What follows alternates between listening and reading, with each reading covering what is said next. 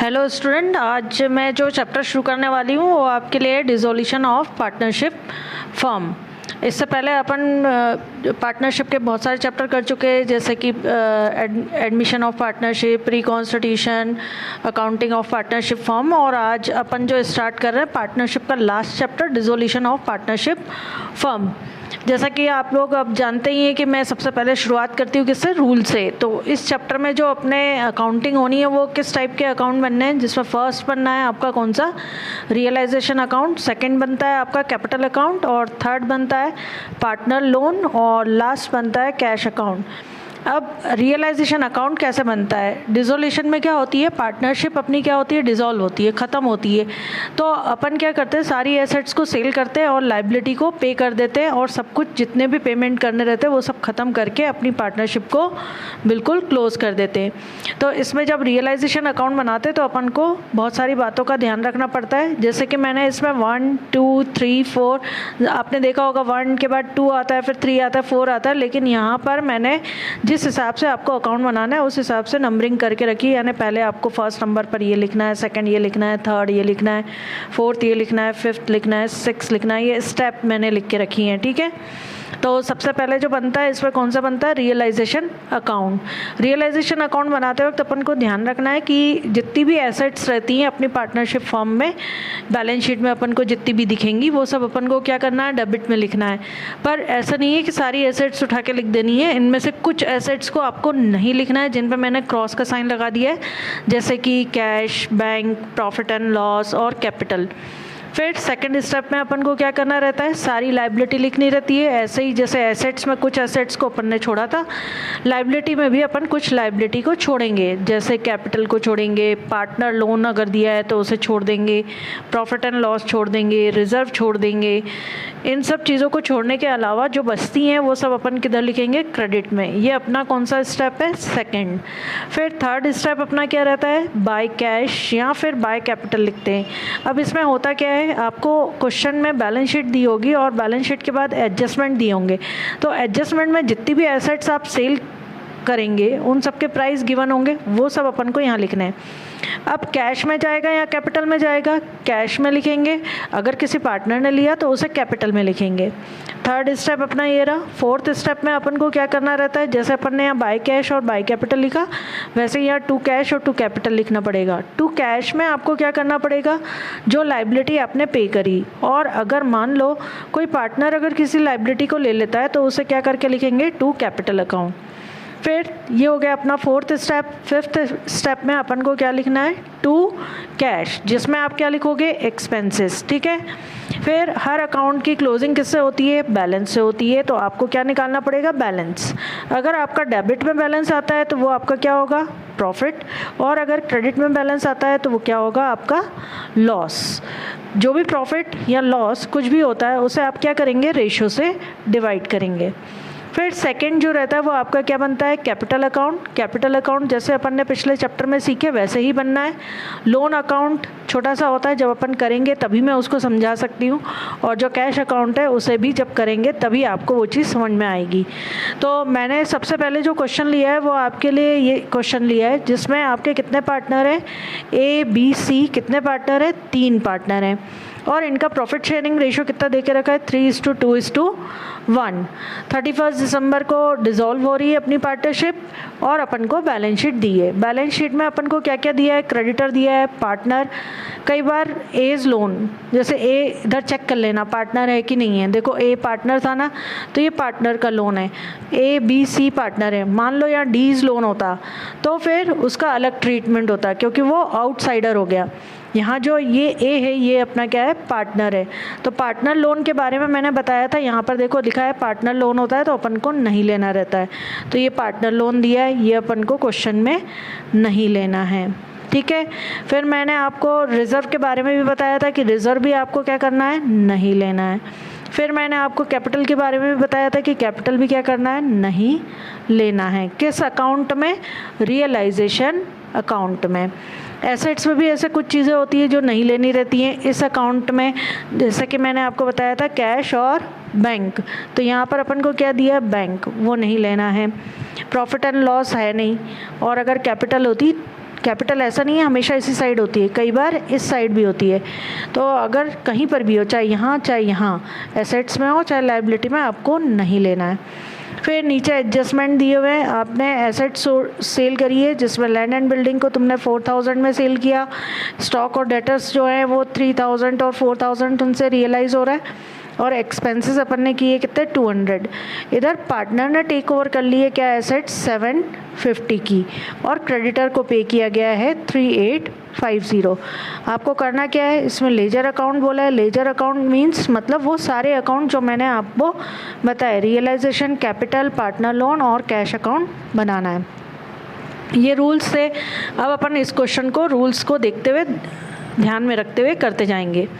जैसे कि सबसे पहले जो स्टेप 1 था, मैंने उसमें आपको बताया था क्या करना है। ये मैंने स्टेप्स लिख के रखी है 1 2 3 4 5 6। तो एग्ज़ाम में आप ऐसा नहीं लिखेंगे, ये मैंने सिर्फ समझने के लिए लिखा है आपके। तो सबसे पहले क्या लिखी जाती है 2 एसेट्स। एसेट्स में आप क्या लिखेंगे, अपन ने शुरुआत में पढ़ते वक्त कुछ चीज़ों को कट कर दिया था कि मतलब इनको नहीं लेना है। जैसे बैंक को छोड़ दिया, बाकी सारी एसेट्स को अपन को क्या करना लेना है। जैसे बिल्डिंग अपन ने ले ली 5500, स्टॉक अपना कितना था 4500 ले लिया।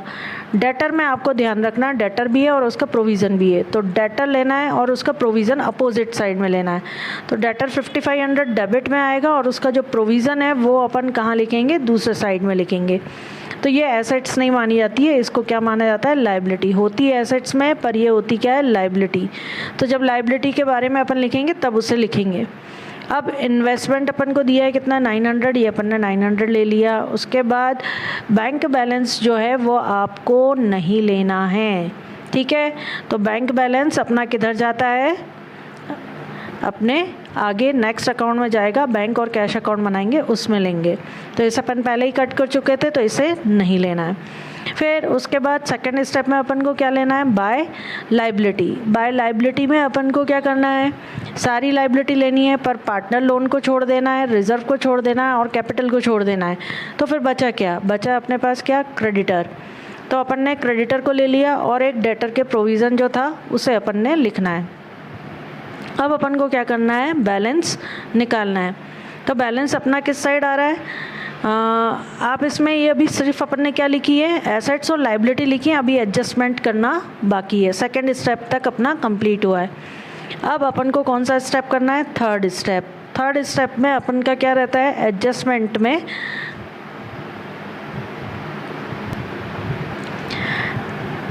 अपन को लैंड एंड बिल्डिंग सोल्ड करी कितने में, 4000 में। तो लैंड एंड बिल्डिंग आप जितने में भी बेचेंगे वो सब अपन को क्या करके लिखना है, बाय बैंक एक बार ही लिखना है और अंदर उनकी वैल्यूज़ को क्या करना है, लिखना है। अब 4000 में ये सेल हुआ, फिर स्टॉक और डेटर जो है वो 3000 और 4000 उनसे रियलाइज़ हुए। तो स्टॉक और डेटर ये भी एसेट्स थे, एसेट्स को सेल करने से जितना पैसा मिलेगा वो सब आप क्या करके लिखेंगे, बैंक करके लिखेंगे। फिर एक्सपेंसेस दिए, इसके अंदर एक्सपेंसेस नहीं आते थर्ड स्टेप में। फिर अपन को दिया है इन लोगों ने कि इन्वेस्टमेंट टेक ओवर किया 750 में, जो किसने टेक ओवर किया, बी ने। इन्वेस्टमेंट क्या होती है, अपनी एसेट्स होती है, ठीक है। तो एसेट्स को मैंने आपको बताया था रूल में कि एसेट्स जो रहती हैं वो अपन क्या करते हैं, ये देखो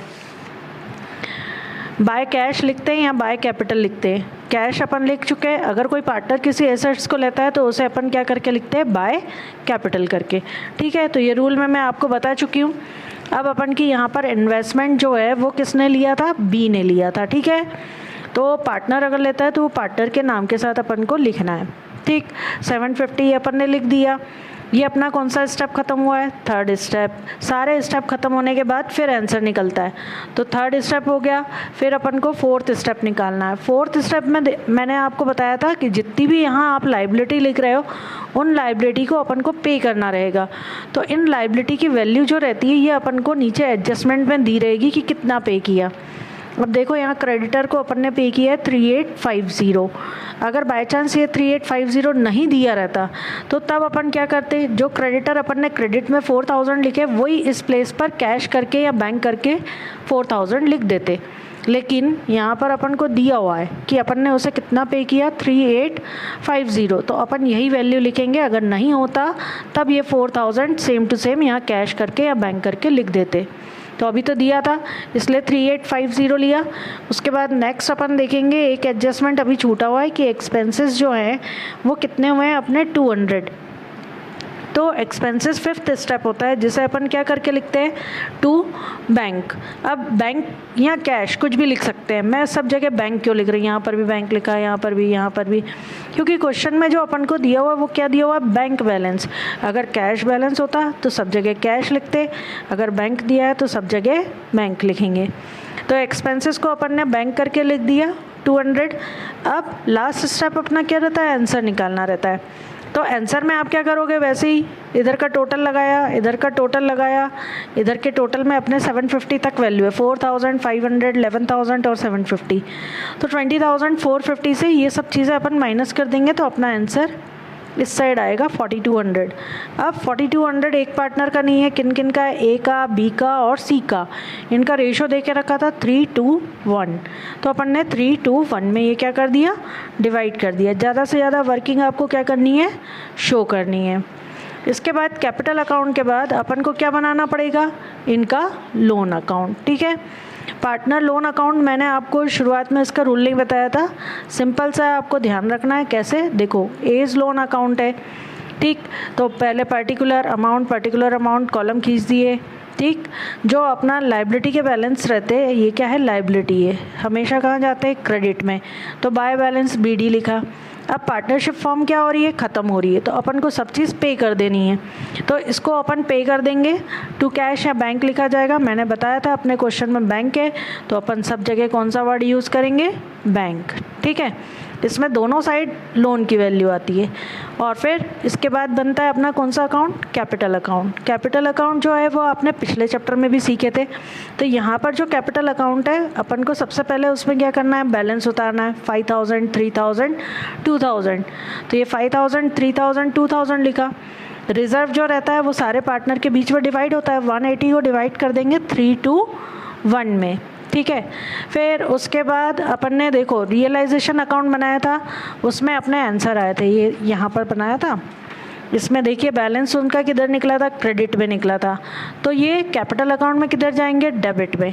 और एक ये देखो जितनी भी पार्टनर के नाम के साथ चीज़ें हैं, जैसे ये 20 कैपिटल है, यहाँ पर कैपिटल लिखा, तो ये कैपिटल अकाउंट में अपन को लिखने पड़ेंगे। तो ये क्रेडिट साइड में लिखे हुए हैं, तो कैपिटल अकाउंट में किस साइड जाएंगे, डेबिट साइड। एक 750 भी, और ये इनका लॉस, इस साइड आंसर आता है तो वो क्या होता है, लॉस। तो ये दोनों चीज़ें अपन को क्या करना पड़ेगा, लिखनी पड़ेंगी। तो कैपिटल अकाउंट में ये बाय यानी क्रेडिट साइड में है तो डेबिट में लिखेंगे। बी में देखो अपन ने क्या किया, ये 750 यहाँ लिख दिया। ठीक है, और रियलाइजेशन अकाउंट का आंसर लिख दिया। लास्ट अपन को किसी भी अकाउंट का क्या कैसे क्लोजिंग होती है, बैलेंस निकालना रहता है। तो ए का टोटल किया, उससे अपन ने माइनस कर दिया 2100, तो अपना आ गया 2990। फिर इधर का टोटल किया, उससे माइनस कर दिया इन दोनों को टोटल करके, तो 910 आया। 2030 में से अपन ने माइनस कर दिया 700, तो अपना आ गया 1330। ठीक है, अब कैपिटल अकाउंट के बाद कैश अकाउंट या बैंक अकाउंट बनता है। इसका भी मैंने आपको कोई रूल नहीं बताए थे, इसको मैंने बोला था डायरेक्ट करते वक्त समझाऊंगी। तो देखो इसकी एक ट्रिक रहती है करने की। सबसे पहले तो किसी भी अकाउंट की शुरुआत जो होती है वो किससे होती है, बैलेंस BD से। अब BD देखो आपका क्या होगा, ये जो बैंक बैलेंस अपन ने छोड़ा था ना, ये अपन को कहाँ लिखना रहता है, डेबिट में। एसेट्स के सारे बैलेंस क्या होते हैं, डेबिट, इसलिए अपन ने उसे कहाँ लिखा, डेबिट में।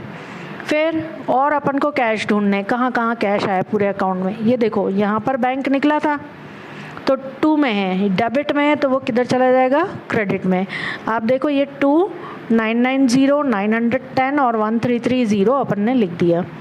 इसके अलावा यहाँ देखो ये अपन ने 2 बैंक लिखा है, कितना 2000, तो ये भी अपन क्या लिखेंगे, डेबिट में है तो कहाँ लिखेंगे, क्रेडिट में। यानी सब चीज़ क्या होनी है, बैंक अकाउंट में क्रॉस में लिखनी है। अभी तो ये लोन और कैपिटल से अपन ने लिखा और ये बैलेंस लिख दिया। बाकी ये सब चीज़ें जो बची हुई चीज़ें ये कहाँ से आ रही हैं, अपन ने रियलाइजेशन अकाउंट प्रिपेयर किया था, ये देखो इसमें देखो बैंक कहाँ कहाँ है, एक अपना बैंक ये रहा और 2 बैंक अपने इधर हैं डेबिट में, इसके अलावा और कहीं बैंक नहीं है। तो जितने भी बैंक अपन ने लिखे हैं वो सब क्रॉस में लिखने हैं। तो ये 2 बार अपन ने जो लिखे डेबिट में वो कहाँ चले जाएंगे, क्रेडिट में। 3850 और 200, ये देखो क्रेडिट में अपन ने क्या करके लिखा है उसे, ये देखो 3850 और 200। और एक अपन ने किधर लिखा था, यहाँ पर लिखा था क्रेडिट में, ये देखो बाय बैंक कितना अमाउंट 11,000, किधर लिखा था क्रेडिट में, तो वो अपन को कहाँ लिखना पड़ेगा, डेबिट में, ये 11,000 लिखा। अब अपन को क्या करना है, दोनों साइड का टोटल लगाना है। अगर बैंक अकाउंट आपके बराबर हो जाते तो मतलब आपने क्वेश्चन सही किया, और अगर नहीं होते तो मतलब आपका कहीं गलती हो गई। अब इस क्वेश्चन में आपको सिर्फ क्या बोला था, लेजर बनाओ, लेकिन मैं आपको क्या सिखा रही हूँ, इसकी एंट्री भी सिखा रही हूँ। अब एंट्री के लिए मैंने आपको पिछले चैप्टर में बताया था कि आप रटो नहीं एंट्री को, उसकी मैं आपको क्या बता रही हूँ, ट्रिक बता रही हूँ। और इस चैप्टर से एंट्री आने के चांसेस बहुत होते हैं, ठीक है। तो कई बार सिर्फ रियलाइजेशन अकाउंट बनाने को आता है और कह देते हैं उसकी एंट्री करो, तो इसलिए एंट्री आने के चांसेस बहुत हैं। इसलिए मैं यही चीज़ इसी क्वेश्चन की आपको जर्नल एंट्री करना सिखा रही हूँ। देखो इसकी एक ट्रिक रहती है, ये मैंने रखा, ये अपना क्वेश्चन था। सबसे पहले जो अपन ने स्टेप लिखे उसके अकॉर्डिंग अपन एंट्री करते जाएंगे। 1 पे मैंने क्या लिखा था, 2 एसेट्स, ठीक है। तो एंट्री में वो क्या रहेगा, 2 ऑल एसेट्स, वो 2 यानी एंट्री में क्रेडिट में रहेगा। फिर डेबिट में क्या लिखें, डेबिट में अपन किस अकाउंट से ला रहे हैं, अपन कौन से अकाउंट से ला रहे हैं, रियलाइजेशन, तो realization account debit to assets, ठीक है। नरेशन में being assets transfer to realization account. फिर उसके बाद अपन को सेकंड स्टेप थी लाइबिलिटी की, तो लाइबिलिटी बाय यानी क्रेडिट में है, ठीक है। तो अपन को जितनी भी बाय वाली चीज़ें रहती हैं यानी क्रेडिट वाली चीज़ें रहती हैं वो सब अपन को कहाँ करनी रहती हैं, डेबिट में। तो लाइबिलिटी अकाउंट डेबिट, आप कौन से अकाउंट से ला रहे हो, रियलाइजेशन से, तो अपन क्या लिखेंगे, टू रियलाइजेशन अकाउंट। नरेशन क्या होगा, being liability transfer to realization account. तो फिर ये सेकंड स्टेप हो गया। थर्ड स्टेप में आप क्या करोगे, ये देखो बाय वाली चीज़ें कहाँ जाती हैं, डेबिट में। तो बैंक अकाउंट डेबिट, ये मैंने लिखा बैंक अकाउंट डेबिट, और कौन से अकाउंट से ला रहे हो, रियलाइजेशन से, तो रियलाइजेशन अकाउंट अपना क्या हो जाएगा, क्रेडिट। इधर होगा बीइंग एसेट सेल, ठीक। फिर उसके बाद थर्ड स्टेप में अपना ये भी था, बाय 20 कैपिटल करके अपन ने लिखा था, ठीक है। बाय वाली चीज़ें जितनी रहती है सब डेबिट में आती है, यानी 20 capital account debit to realization. क्या था, ये अपना इन्वेस्टमेंट था, तो नरेशन में लिख दिया बीइंग इन्वेस्टमेंट सेल। फिर उसके बाद अपना फोर्थ स्टेप में टू बैंक लिखा था, ठीक है। तो टू वाली चीज़ें क्रेडिट में लिखनी है, टू बैंक लिखा। अब डेबिट फिर किसे करेंगे, रियलाइजेशन को, तो realization account debit to bank लिखा। नरेशन क्या होगा, बीइंग लाइबिलिटी पेड, बैंक करके लिखा है, पे कर रहे हैं इसलिए अपन ने पेड वर्ड यूज़ किया। अभी अपन ने इसकी कितनी 4 स्टेप कर चुके हैं, 5 और 6 स्टेप की एंट्री करना बाकी है। अब फिफ्थ स्टेप में अपन ने एक्सपेंसेस किए हैं, ठीक है। तो टू बैंक लिखा है, तो टू वाली चीज़ टू में ही रहेगी। फिर कौन से अकाउंट से ला रहे हो आप, रियलाइजेशन से, तो रियलाइजेशन गया डेबिट में, तो realization account debit to bank. फिर उसके बाद ये एक एंट्री नीचे होगी, अभी पहले अपन को कौन सी करनी है, सिक्स्थ में अपन का क्या है, आंसर निकला है, क्या निकला है, लॉस, ठीक है। तो अपन ने बाय कैपिटल लिखा है, यानी बाय वाली चीज़ डेबिट में, तो A's capital account debit, B's capital account debit, C's capital account debit to. आप कौन से अकाउंट से ला रहे हो, आप ला रहे हो रियलाइजेशन से, तो लिखा टू रियलाइजेशन अकाउंट, ठीक है। अपन ने लोन अकाउंट बनाया था, ठीक, इस अकाउंट से अपन पूरी एंट्री कर चुके हैं। अब जो अपन ने आगे के अकाउंट बनाए थे उससे होगी, लोन अकाउंट से और कैपिटल अकाउंट से। लोन अकाउंट में जो बीडी है, बैलेंस बीडी है, उनसे कोई एंट्री नहीं होनी है, बाकी जो चीज़ें बचती हैं उन सबको अपन को एंट्री में यूज़ करना है। जैसे आपने लिखा है टू कैश, तो ये टू कैश यानी क्रेडिट वाली चीज़ क्रेडिट में ही रहेगी। फिर टू वाली चीज़ एंट्री में क्रेडिट में रहेगी। कौन से अकाउंट से ला रहे हो, ए के अकाउंट से, तो A's loan account debit. Narration क्या होगा, बीइंग एज लोन पेड। अब कैपिटल अकाउंट में देखो, कैपिटल अकाउंट में अपन ने रिजर्व बांटा, बैलेंस बीडी की कोई एंट्री नहीं होनी है, 750 की अपन कर चुके हैं, रिजर्व की नहीं करी है, और रियलाइजेशन के आंसर की अपन कर चुके हैं, ये जो कैपिटल अकाउंट का आंसर है इसकी नहीं करी है, और रिज़र्व की। तो रिज़र्व और इसकी बनानी है। अब जैसे इसकी बनाएंगे तो अपनी क्या एंट्री बनेगी, कैपिटल अकाउंट डेबिट, ये 2 में है तो अपन 2 में लिखेंगे। अब कैपिटल किसके, A capital account debit, B capital account debit, C capital account debit, 2 अपन क्या लिखेंगे, बैंक। अब ये क्या था, कैपिटल अकाउंट के आंसर थे जो अपन ने पे किए उन लोग को, जितना भी ड्यू वैल्यू था। तो नरेशन में आ जाएगा बीइंग ड्यू अमाउंट पेड। अब जो बैंक अकाउंट है उसको देख के कोई जर्नल एंट्री नहीं होती, तो ये एंट्री आपको रटनी भी नहीं पड़ी और इजीली वो हो भी गई। एग्ज़ाम में इस साल एंट्री आने के चांसेस बहुत है, ठीक है। तो एंट्री सिर्फ ऐसे रियलाइजेशन अकाउंट को देख के भी अपन कर सकते हैं, ठीक है। और अगर एग्ज़ाम में रियलाइजेशन अकाउंट बनाने को नहीं आता है, सिर्फ एंट्री करने को आती है, तो रियलाइजेशन एक रफ में आप बना लेंगे, उसको देख के आप एंट्री कर सकते हैं, ठीक है। तो ये जो क्वेश्चन था आपने पूरा, इसमें मैंने आपको सब चीज़ बता दी। अब नेक्स्ट क्वेश्चन जो है वो वेरी इंपॉर्टेंट क्वेश्चन है, ठीक है। तो ये वेरी इंपॉर्टेंट क्वेश्चन को अपन को कैसे करना है ये चीज़ आपको सीखनी है। देखो ये क्वेश्चन जो है इसमें डिसोल्यूशन का क्वेश्चन है और बैलेंस शीट बनी हुई नहीं है, ये वाला जिसमें आपको कहीं बैलेंस शीट, ये सॉल्यूशन है, इधर मत देखिएगा आप देखिए ए और बी अपने क्या है, पार्टनरशिप फर्म में पार्टनर्स हैं। प्रॉफिट एंड लॉस का रेशियो दे के रखा है 4:3। उन्होंने पार्टनरशिप डिसॉल्व करने का डिसीजन लिया 31 दिसंबर 2006 को। ए की कैपिटल उस टाइम पे 1,25,30 थी और बी की 2,070, और क्रेडिटर थे 23,150 और कैश 4,520। इन्होंने बोला एसेट से रियलाइज हुआ 1,24,910 और एक्सपेंसेस थे 1,860। प्रिपेयर बैलेंस शीट, और अपन को क्या बनाना है, सारे नेसेसरी अकाउंट बनाना है। अब डिसोल्यूशन के क्वेश्चन में बैलेंस शीट बनती नहीं है, वो किस कंडीशन में बनती है यही इस क्वेश्चन की खास बात है। इसलिए बन रही है क्योंकि क्वेश्चन में देखो आपको बैलेंस शीट कहीं पर भी बनी हुई नहीं दी है, ठीक है। तो बैलेंस शीट बनी हुई नहीं दी रहती है, तो डिसोल्यूशन का क्वेश्चन हो और बैलेंस शीट ना हो तो सबसे पहले अपन क्या बनाते हैं, बैलेंस शीट, ठीक है। फिर इस बैलेंस शीट को देख के अपन आगे का काम करेंगे। तो सबसे पहला काम बैलेंस शीट बनाना है। तो पहले अपन को क्या देके रखी थी इन लोगों ने, कैपिटल। तो बैलेंस शीट का लायबिलिटी और एसेट साइड होता है, कैपिटल लिख दी, ए और बी की दी थी 1,250 और 1,25,030 और 2,070 ये लिख दी। फिर उसके बाद अपन को दिया था इन्होंने क्रेडिटर 23,150, क्रेडिटर होती है लायबिलिटी। फिर अपन को दिया हुआ है इन्होंने क्या, बैंक, ठीक। तो बैंक एसेट्स होती है तो एसेट्स में लिख दी। इसके बाद assets realized value, assets realized जो रहती है वो इसके अंदर नहीं आती, वो कहाँ जाती है, रियलाइजेशन अकाउंट में जाती है। तो अपन को इसके अलावा एक्सपेंसेस भी इसके अंदर नहीं आते। पिछले क्वेश्चन में मैंने सिखाया था कि एक्सपेंसेस किधर जाते हैं, रियलाइजेशन बैलेंस शीट, ठीक। इधर का टोटल करा और इधर का टोटल से अपन ने 4,520 माइनस कर दिया। तो इस साइड एक बैलेंसिंग फिगर आ रही है, उसे अपन क्या बोलेंगे, एसेट्स। फिर ये जो अपन ने बैलेंस शीट बनाई इसको देख के अपन क्या बनाएंगे, रियलाइजेशन अकाउंट। रियलाइजेशन अकाउंट में वैसे स्टेप होंगे कितने, 6 स्टेप। जिसमें मैंने फर्स्ट स्टेप में आपको क्या सिखाया था कि सारी एसेट्स लिखनी है।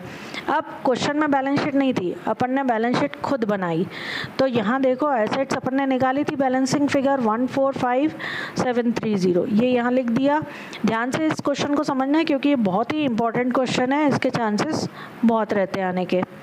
तो 145,730 ये एसेट्स अपन ने यहाँ से लिख दी। फिर सेकंड स्टेप में अपन को क्या लिखना रहता है, लायबिलिटी, जो ये रही क्रेडिटर 23,150, और क्या नहीं लेते अपन, बैंक और कैपिटल नहीं लेते, तो वो छोड़ दिए। फिर उसके बाद थर्ड स्टेप अपन को एडजस्टमेंट में दिया रहता है। क्वेश्चन में देखो अपन को लिख के रखा है कि एसेट्स रियलाइज बाय कैश में अपन क्या लिखते हैं, एसेट्स को सेल करने की वैल्यू। तो ये 124,910 अपन ने क्या करा, लिख दिया, ठीक है।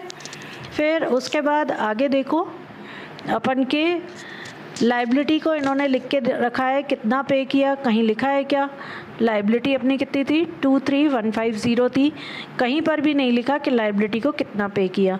तो जो वैल्यू अपन ने यहाँ लिखी है वही सेम टू सेम अपन यहाँ लिख देंगे, पिछले क्वेश्चन में मैंने आपको सिखाया था। फिर उसके बाद अपन ने फोर्थ स्टेप हो गया। फिफ्थ स्टेप में अपन को क्या करना रहता है, एक्सपेंसेस 1860 हैं तो वो अपन ने लिख दिए। अब लास्ट स्टेप आंसर निकालना है। ज़्यादातर इनके डिसोल्यूशन में जो आंसर रहते हैं वो अपने क्रेडिट में आते हैं। क्यों? क्योंकि पार्टनरशिप फॉर्म डिसॉल्व हो रही है, यानी लॉस में जा रही होगी तभी वो बंद हो रही है, तो इसका आंसर ज़्यादातर लॉस में आता है। तो डेबिट का टोटल करेंगे और क्रेडिट के ये दो वैल्यूज़ को माइनस कर देंगे, तो आपका जो भी बैलेंसिंग फिगर होगा उसको आप बांट देंगे किस में, 4:3 में। तो ये इसका रियलाइजेशन अकाउंट था। अब अपन को क्या बनाना है, कैपिटल अकाउंट। ठीक है, तो कैपिटल अकाउंट में सबसे पहले क्या किया जाता है, कैपिटल का बैलेंस लिखा जाता है। तो अपन ने अपनी बैलेंस शीट तैयार कर चुके थे। तो कैपिटल का बैलेंस कितना था, 125030 और 2070। तो ये कैपिटल अपन ने इसमें यहाँ लिख दी। उसके बाद रियलाइजेशन अकाउंट का जो आंसर निकला था वो अपन ने लिख दिया, और इसके अलावा कुछ नहीं था क्वेश्चन में। तो अपन क्या करेंगे, अब बैलेंस निकालेंगे।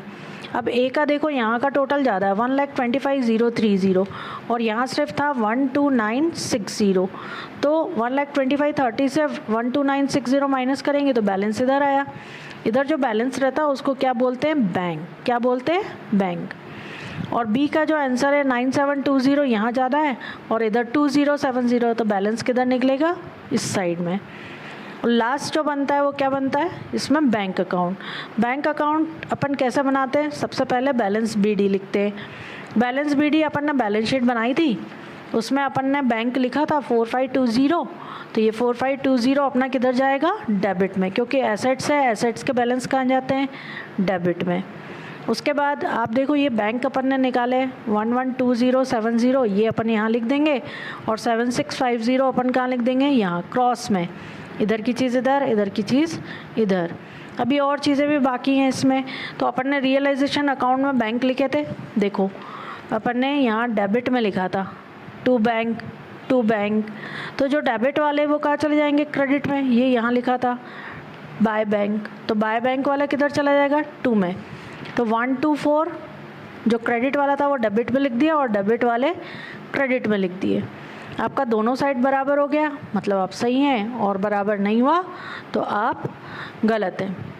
अब इन क्वेश्चन को करते वक्त आप एक बात को ध्यान में रखना कि जब भी डिसोल्यूशन का क्वेश्चन हो, बैलेंस शीट ना बनी हो, तो शुरुआत किससे करनी है, अभी मैंने बताया बैलेंस शीट बना के।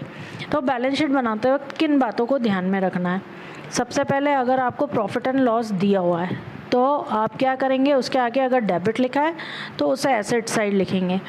प्रॉफिट एंड लॉस के आगे अगर क्रेडिट लिखा है तो उसे आप किधर लिखेंगे, लायबिलिटी साइड में। कैपिटल में अगर क्रेडिट लिखा है तो वो होगी लायबिलिटी, कैपिटल में अगर डेबिट लिखा है तो वो होगी एसेट्स। तो ये 4 पॉइंट आपको ध्यान रखने हैं, और मैंने नोट भी डाल दिया है। अपन को बैलेंस शीट बनाते वक्त इन 4 पॉइंट्स को क्या करना है, अपने माइंड में ध्यान में रखना है।